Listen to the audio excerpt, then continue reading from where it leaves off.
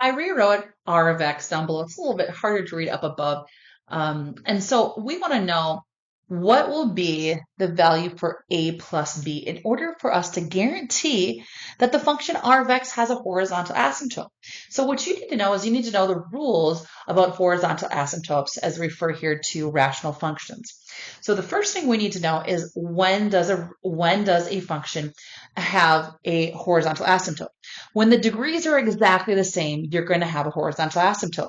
So for instance, if this is a 4, we need to have a 4 in the bottom, which would mean that these two need to add up to 4. So A plus B would have to add up to 4.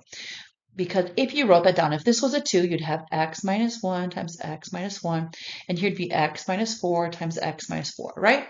And if you went ahead and you foiled this and you foiled this, and then you went ahead and distributed, you'd have x to the fourth. 1, 2, 3, and 4, x to the fourth. As long as the degree on the top is the same as the degree on the bottom, there will occur a horizontal asymptote. Now, it doesn't say what is the horizontal asymptote. It just says in order there for there to be a horizontal asymptote. So one answer is 4. So we know that 4, and we can see that here 4 has to exist. We also can say that we're able to identify a horizontal asymptote of y equals 0, which is the x-axis, and that will occur when the degree in the denominator is 1 greater than the degree in the numerator. So if this is 4 and this would be 5, so I'm going to just give you an example. 3x to the fourth, it doesn't matter what this value is, but x to the fifth, right?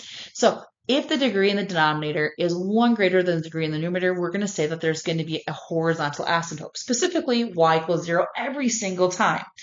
Again, let's go back here. For what values of A plus B will we be guaranteed to have a horizontal asymptote? And that's when A plus B is equal to or greater than 4. So greater than 4 includes the 5. Correct answer is C.